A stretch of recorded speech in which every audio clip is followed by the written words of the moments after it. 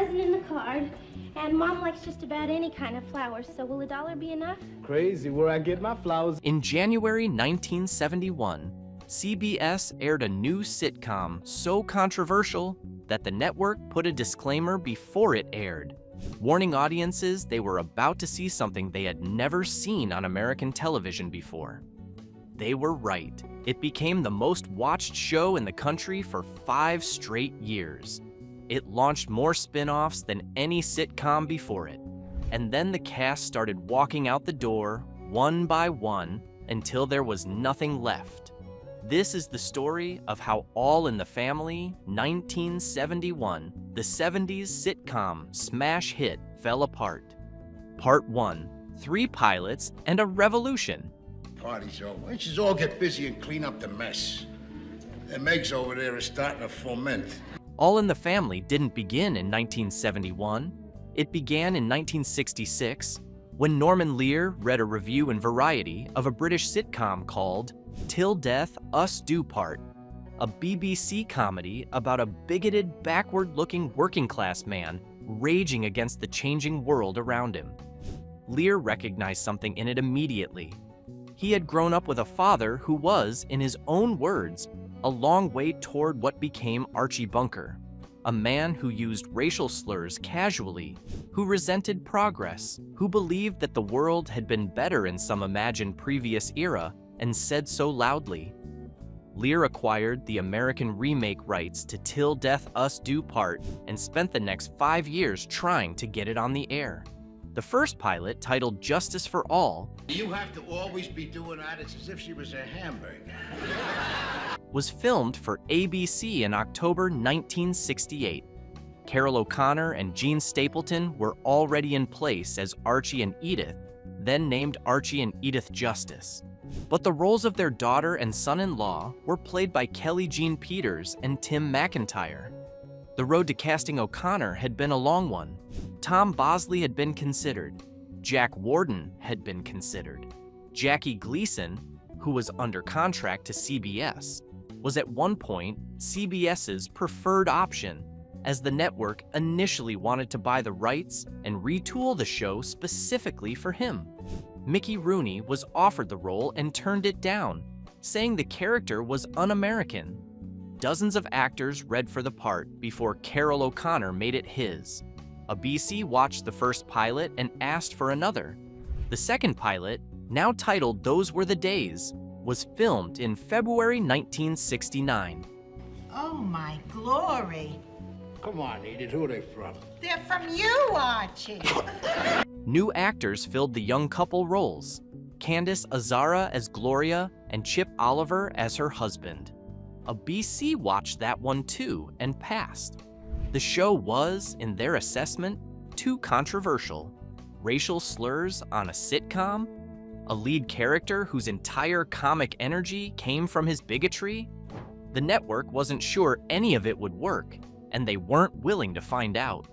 Lear took it to CBS. The network had recently brought in a new president, Robert Wood, who had a more adventurous instinct for programming.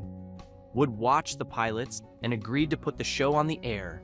A third version was taped, this time with Rob Reiner as Mike Stivic and Sally Struthers as Gloria. See what new subversion you're fermenting here. That's my pop, always there with an open mind. And these were the versions that made the roles indelible. Reiner had been writing for the Smothers Brothers Comedy Hour, where he'd worked alongside Sally Struthers. Struthers had appeared in the film 5 Easy Pieces in 1970. Neither of them was a star when they were cast, but both of them were exactly right for the roles, in ways that the earlier casting choices hadn't been. All in the Family debuted on January 12, 1971, on CBS. The network ran a brief disclaimer before the first episode aired. The program you are about to see is All in the Family. It seeks to throw a humorous spotlight on our frailties, prejudices, and concerns. By making them a source of laughter, we hope to show, in a mature fashion, just how absurd they are. One little thing more is not gonna hurt. But we have to be downstairs to yell surprise. They'll be downstairs. Let them yell surprise. CBS President Robert Wood had not been sure how to promote the show. 6 months before its premiere, he told Variety, "Frankly, we're still not sure how to introduce this one to the public. It might just be best to go on with no fanfare and then prepare ourselves for the explosion." That was, as it turned out, an extremely accurate prediction. Part 2, the show that rewrote the rules.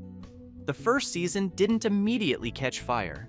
CBS had scheduled it as a mid-season replacement, which limited its early exposure, and the audience that did find it had an intense and divided reaction. Some people found Archie Bunker hilarious and recognizable. Others found him genuinely offensive and the show irresponsible. The early ratings were not spectacular. You want to get mad? You get mad at the guys who are responsible, the guys in the White House. Ah, come on, will you? The White House ain't got nothing to do. Two things changed everything. The first was an Emmy night in May 1971. The show had been building slowly. The audience that found it in the first season was intensely engaged. CBS received both angry letters and enthusiastic ones in roughly the same volume, which told the network something important. The show was generating genuine reaction, not indifference. The host of the Emmy Awards that year was Johnny Carson. Carson had watched the show and believed in it, and he arranged for the broadcast to open with a brief sketch showing the Bunker family sitting in their living room watching the Emmy Awards on their television. The sketch exposed the show to an enormous new audience at a moment when cultural prestige was being conferred on it simultaneously. Aunt Ethel was like that. She wouldn't even burl a cabbage. That same night, the show won the Emmy for Outstanding Comedy Series, the Emmy for Best New Series, and Jean Stapleton won for Comedy Actress. The combination of Carson's endorsement, the live national audience of the Emmy broadcast, and the awards themselves was enough to generate a significant wave of new viewers. The second thing was summer reruns. The other networks finished their seasons first, and the audiences who had been watching other shows on other nights found their way to All in the Family reruns. By May 24th, 1971, Daily Variety reported that the show was #1 in the Nielsen 70s City tally. The momentum it built through the summer carried it into the fall lineup, where CBS moved it to the Saturday night 8 o'clock slot. Oh, I don't know, Mike. His chair is his favorite place in the whole world. From there, it never looked back. All in the Family was #1 in the Nielsen ratings for the full 1971 to 72 television season. Then it was #1 again in 1972 to 73, and again in 1973 to 74, and again in 1974 to 75, and again in 1975 to 76. 5 consecutive seasons at #1, a record in American broadcast television that stood until The Cosby Show matched it in the mid-1980s. For 5 full years, more American households watched this show than anything else on television. The audience it drew ranged across every demographic category. But Michael, what if he's not on that second bus? You're making me nauseous. Young people watched, old people watched, urban audiences and rural audiences, people who agreed with Archie and people who found him infuriating watched with equal intensity, which is exactly what Norman Lear had designed the show to do. The show's formula was built on the collision between 4 people who could not agree on anything and could not stop talking about it. Archie Bunker was a loading dock foreman from Queens, opinionated, nostalgic for a world that had never been as good as he remembered it, mistrustful of anyone who didn't look or think like him. Carroll O'Connor had been an English professor before turning to acting, and he brought to Archie both the bluster the character required and a deep understanding of the vulnerability underneath it. There's something funny going on here. Why were you 2 hours at the supermarket? Well, they're having a sale. Archie's prejudices came not from malice, but from fear. The fear of a man who saw the world changing and couldn't find his footing in it. And O'Connor never played him without that dimension. Edith was warm, occasionally scatterbrained, but possessed of a moral clarity that cut through every argument Archie made, usually without him noticing. Jean Stapleton had trained for years as a stage actress before the show, and she built Edith's distinctive voice, the slightly scattered delivery, the high-pitched enthusiasm, into a performance that made her the emotional center of every scene. Norman Lear had originally conceived of Edith as more passive. Stapleton gradually developed her into something more formidable. Their daughter Gloria was a feminist married to a liberal college student named Mike Stivic, Meathead, in Archie's taxonomy. Yes, nobody, just a girl I used to know a long time ago. Michael, you said you wrote this poem specially to me. Who engaged Archie in political debates that neither of them could win. The house at 704 Hauser Street in Queens became one of the most recognizable fictional domestic spaces in American television history.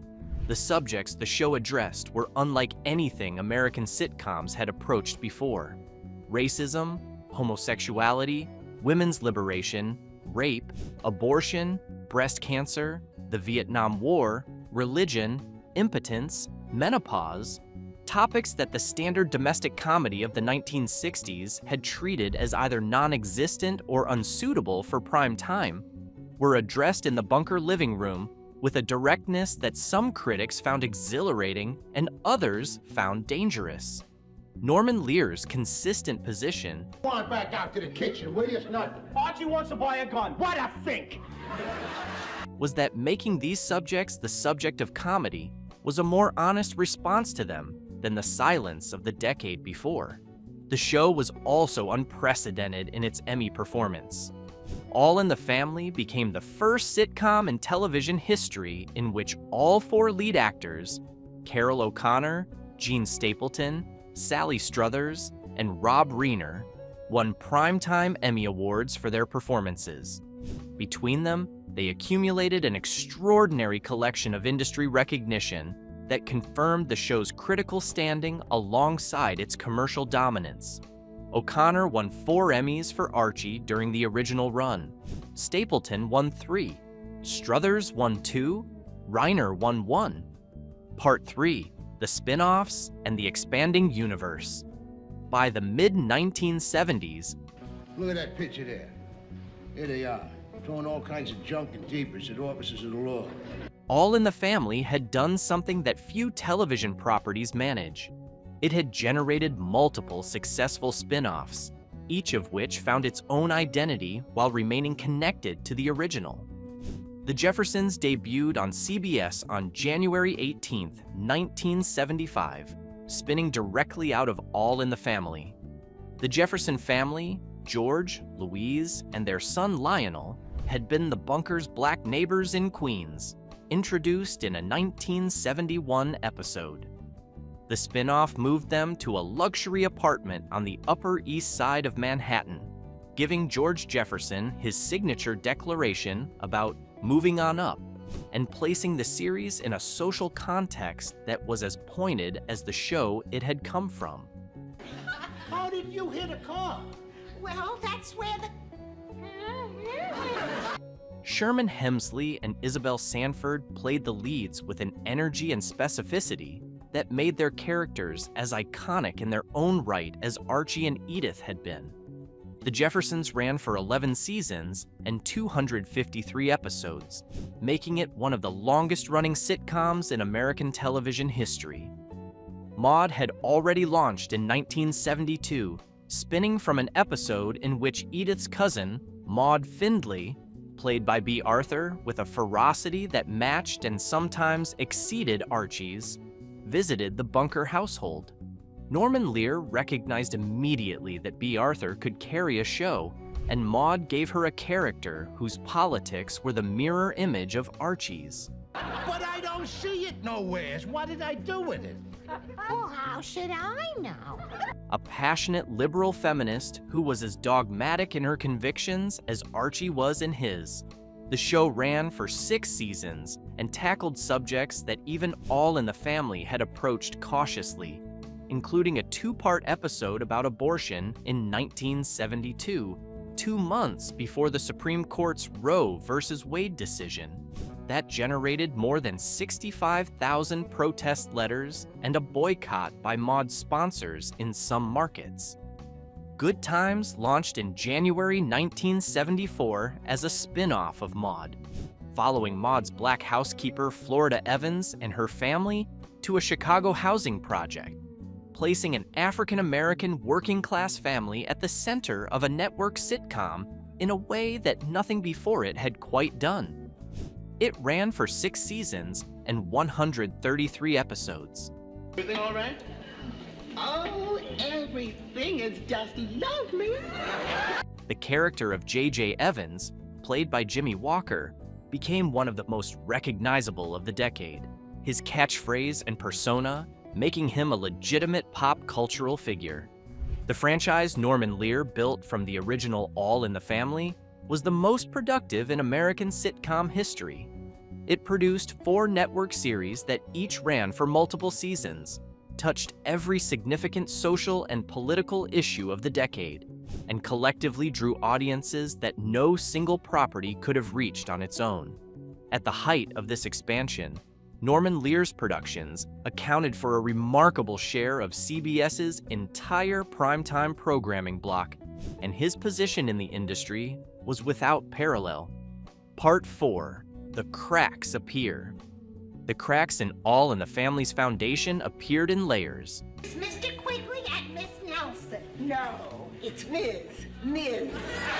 And they followed the trajectory of the people who made the show rather than anything that went wrong with the writing or production. The show itself continued to be well-written and well-performed through most of its 9 seasons. The Nielsen numbers, though declining from the peak, remained strong. Season 9, the final season, was still a top 10 show in America. The audience did not abandon All in the Family. The people who made it moved on, and when they did, they took the specific thing that had made it irreplaceable with them. Rob Reiner had spent 8 seasons playing Mike Stevick, and 8 seasons watching Norman Lear run one of the most productive creative operations in the history of American television. Reiner had been 23 years old when the show premiered. Here, Yeah. isn't this better than sitting over there with Daddy? Yeah. By 1978, he was 31.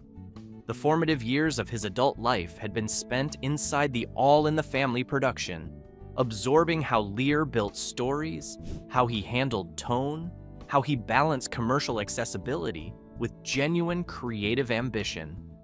Reiner later said that his entire approach to filmmaking was shaped by what he observed during those years. He was 23 years old when the show premiered and was approaching 32 when he made the decision to leave. His ambitions had been moving toward directing throughout the show's run. He had observed Norman Lear's creative process closely, and the experience had clarified what he wanted to do with his own career. He left the show at the end of season 8 in 1978. Take the hibachi back and get him a percolator. Don't bother, knowing you'd come back with a roto-rooter. Along with Sally Struthers. Their characters, Mike and Gloria Stivic, were written out by moving them to California, a clean narrative exit that removed both characters without killing them, allowing for potential returns. Reiner's post-family career validated the instinct. He directed This Is Spinal Tap in 1984, The Sure Thing in 1985, Stand By Me in 1986, The Princess Bride in 1987, When Harry Met Sally in 1989, and A Few Good Men in 1992. He had spent 8 seasons learning from one of the most creatively productive sitcom operations in American television, and then applied that education to a directing career that became its own landmark. Sally Struthers' departure from the show had a more complicated history beneath it. in January 2025, Stuff you're gonna share with me? Well, nothing that I'd write to Dear Abby about, but it was reported that Struthers had actually tried to leave the show much earlier, after the 5th season, spending approximately $40,000 in legal fees in an unsuccessful attempt to exit her contract. She had a difficult relationship with Norman Lear during this period, and it was Lear who insisted she fulfill her contractual obligations. By the time she chose to leave alongside Reiner at the end of season 8, it was a decision she had been building toward for years. The departures of Reiner and Struthers left Gene Stapleton and Carol O'Connor to carry the 9th and final season of All in the Family. The season was still a top 10 show. The audience remained large and loyal, even without 2 of the original 4 pillars of the cast. But a show built around the specific combustion between 4 characters Your father about my parents yet? Oh, you mean about them being werewolves? Oh, at fundamentally different stages of life and political belief had lost half of its central dynamic. Mike and Gloria's presence had been the engine of conflict that kept the house at 704 Hauser Street continuously generating material. Part 5, The Decision That Ended Everything. During the run of the 9th season, Gene Stapleton quietly made clear that season 9 would be her last. She had played Edith Bunker for 8 years of the original series. The character had evolved from the passive, cheerful dingbat of the first episodes into something richer, a woman of genuine moral authority whose warmth and decency anchored every scene she was in. But Stapleton had grown concerned, with genuine professional reasoning, that staying in the role any longer would make it impossible for her to be seen as anyone else. excuse me, Gloria. I better go look for them pliers. Oh, Ma, wait a minute. Ma! I think I've managed to keep my identity pretty well separate from Edith's, she told the New York Times in 1978. But if I keep on in the role, people will never think of me as anyone else. It's time for me to move on. In an interview she gave later, reflecting on the decision, she was more specific. I had to leave or risk being buried as far as casting is concerned in this kind of part. She loved Edith. She did not want to become her permanently. Norman Lear, who had watched Rob Reiner and Sally Struthers leave the previous season, and who now faced the loss of Gene Stapleton, saw an opportunity that was also an obligation.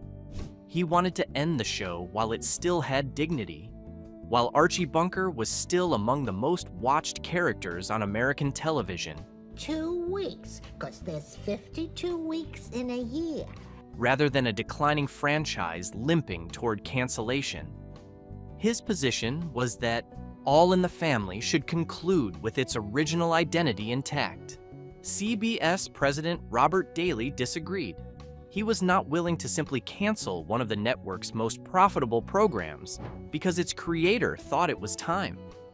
A compromise was negotiated. The show could no longer be called All in the Family, Lear's condition, to which Daly agreed. It would become Archie Bunker's Place, centered on the bar that Archie had purchased in the 8th season. Gene Stapleton agreed to appear in 5 episodes of the new spin-off before Edith's storyline was concluded. Carol O'Connor, for his part, pushed for the decision that defined the transition most memorably, when Stapleton made clear she would not continue. Gosh, and the ribbon is so pretty. Oh, thank you, Gloria. O'Connor told CBS executives through Robert Daly, "I can't do this show with a non-existent Edith. We'll have to write a show in which she dies, and that should be the start of the new season, and then go on with Archie without her." Norman Lear resisted. He did not want to kill Edith Bunker. The character, as he said in a 1980 New York Times interview, would simply not get a divorce. But eventually, the decision was made to do it O'Connor's way. Edith Bunker died off camera from a stroke in the period between the 1st and 2nd seasons of Archie Bunker's Place. Carol O'Connor won an Emmy Award for the 2-part episode Archie Alone that dealt with the aftermath. the final episode of All in the Family as a series. Marty, you couldn't sleep up there by yourself? No, I just come out for a breath of fresh air. Too Good Edith, aired April 8th, 1979, was built around a St. Patrick's Day party, with Edith concealing a medical issue from Archie before being hospitalized. The final scene showed Archie sitting with his wife and telling her, with a tearfulness that was entirely Carol O'Connor's achievement, words that summed up what the character had never been able to say out loud across 9 seasons. It was, by most assessments, as strong a finale as the show could have asked for. Part 6. What Archie Bunker's Place Was and Wasn't. Archie Bunker's Place ran for 4 seasons from September 1979 to April 1983. It was, by most measures, a serviceable show. This here looks like a regular little tape recorder, don't it? You know what that really is? I saved your home alarm system. Carol O'Connor's performance as Archie remained excellent, and his Emmy win for the Edith death episode demonstrated that the character still had emotional range that had not been exhausted. But the show was not all in the family, and it became increasingly impossible to pretend otherwise. The bar setting, Archie's place in Astoria, Queens, gave the writers a new physical and social environment to play with. New characters arrived. Martin Balsam played Murray Klein, Archie's Jewish business partner, and the interaction between them provided some of the friction that Mike and Archie's arguments had once generated. But the specific electricity of the original 4-character ensemble, the bunker living room, the family dinner table, the specific collision of Archie's reactionism against Mike's liberalism with Edith's decency as the fulcrum, Look at this. We're in the Oval Office here. was simply not reproducible in a bar comedy. The show's Variety review at its premiere noted that The Edge has left O'Connor's performance since the decision was made to stop taping in front of a live audience. The transition from a live studio audience format to taping the episode and then playing it to an audience to record their laughter was, to longtime observers of the show, a perceptible change. The energy of genuine live reaction, something Norman Lear had always cited as essential to the show's rhythm, was replaced by something more mechanical. Archie Bunker's Place ended in April 1983. Jean Stapleton went on to demonstrate exactly why she had been right to protect her identity. She played Eleanor Roosevelt in a 1982 television movie. Door again? And then they made me sign a form and they took my picture. She appeared in stage productions across the country and demonstrated a range that Edith Bunker's characterization had never had room to show. She died in 2013 at 90 years old. Carol O'Connor went on to star in the Heat of the Night as Police Chief Bill Gillespie, running for 8 seasons from 1988 to 1995, winning another Emmy Award in 1989. Rob Reiner became one of the most accomplished film directors of his generation. Sally Struthers built a career in theater and continued working in television across multiple decades. All in the Family ran for 9 seasons and 205 episodes. It was the #1 show in America for 5 consecutive years. It addressed every significant issue of its decade directly and honestly. Was, huh? Well, when are you gonna help me choke you? It launched 4 separate spin-off series, and it ended because the people who made it, one by one, for their own reasons, all of them legitimate, decided they had done what they came to do. 9 seasons, 205 episodes, 5 straight years at #1. A franchise that produced more than 30 combined seasons of television across 4 spin-offs, and a finale that closed the book before the book closed itself. All in the Family set the standard for what a sitcom could do. The depth of engagement with real issues, the quality of performance it could sustain, the emotional range it could reach without abandoning the form. What fell apart wasn't the show's quality, It was the configuration of people who made the quality possible, dispersed across careers that each had their own independent logic and their own separate achievements. That is not the same as a show falling apart from within.